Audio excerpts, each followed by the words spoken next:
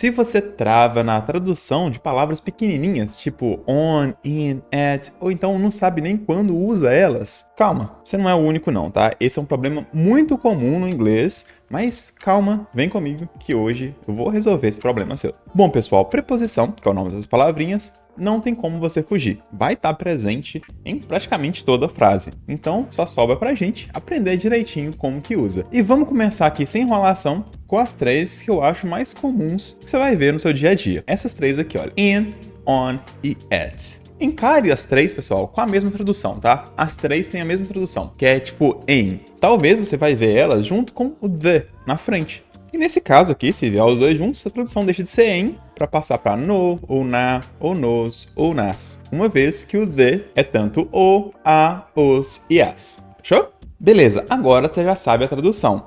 Porém, na hora que você estiver fazendo uma frase, escrevendo ali, você precisa saber também qual dos três você vai usar, já que eu falei que a tradução dos três é basicamente a mesma coisa. Então tem aqui um macete top para você decorar isso aí. Pensa nesse triângulo aqui, ó. Tá vendo que o lado maior ali, olha, é onde que o in tá? E o lado mais fininho ali, mais específico, é onde que o at tá?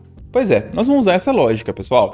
Imagina só um lugar muito vasto, muito amplo assim, que seria ali a base do nosso triângulo. Vamos colocar, por exemplo, in the universe. Tá vendo? Universo, um lugar muito amplo. Aí você vai afunilando, né? No planeta, no Brasil seria in Brazil, in São Paulo, em Minas Gerais, em Belo Horizonte. Então, assim, até cidade a gente usa o in. Aí depois você vê que o triângulo ali, ele muda para on. Pois é. Então, quando a gente está falando de lugar, até cidade a gente usa a preposição in. Então, igual eu falei no exemplo, né? I live in Belo Horizonte. Porém, se a gente estiver falando nome de rua, a gente já usa ali o on. Então, por exemplo, I live on João Pedro Street, Belo Horizonte. Então você viu? Coloquei o nome de rua, passei para on. E o que é mais específico que a rua? É o número da casa, né? O endereço completo. Então seria I live at 13 João Pedro Street, Belo Horizonte. Então você viu que o endereço completo ele usou at. Então foi funilando, né? Mais geral para mais específico. O macete aqui é só você pegar as divisões, né? Então tipo assim, o in até cidade, rua on, depois número at. Fechou? Bom, um outro contexto aqui que a gente deveria usar essas preposições é quando a gente está falando de tempo. A gente está falando de lugar, agora a gente vai falar de tempo. Então, assim, quando a gente vai falando de ano, de mês, a gente vai usar o in. Então, por exemplo, my birthday is in November. Olha só, falei que meu aniversário é em novembro, né? Então, mês é in.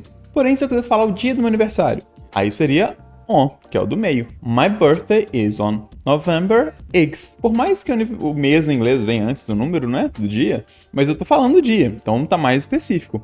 Então tem que usar on. Então olha a diferença. My birthday is in November.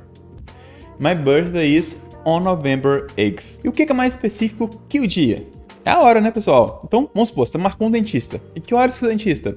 My dentist is at 2 o'clock. Ou seja, o dentista é às 2 em ponto. Então aqui as barreirinhas, né? Até mês a gente usa in. Aí dia a gente usa on. Até pro dia da semana, né? On Monday, on Tuesday, on Wednesday. E depois ali, a hora que a gente usa o at. Bom, só aí já dá para quebrar um galhão na tradução e quando você for estiver escrevendo alguma coisa, você saber qual preposição usar. Mas ainda melhora. Tem uns detalhezinhos que a gente pode adicionar aqui. Quando a gente quer falar que tá dentro, pessoal, a gente usa o in também. Quando a gente está falando de superfície, a gente usa o on. Por exemplo, aquela clássica frase, né?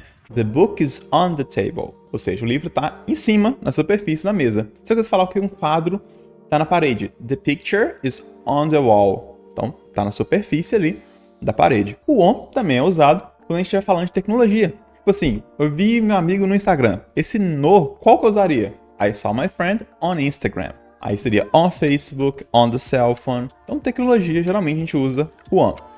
E o at, pessoal, a gente usa muito para localidade. Se alguém te perguntar assim, hey, onde você tá? Where are you? Aí você poderia falar, I'm at the mall, I am at the hospital. Então, localidade, a gente usa o at. Bom, infelizmente, só com essa regra não dá para englobar todos os casos.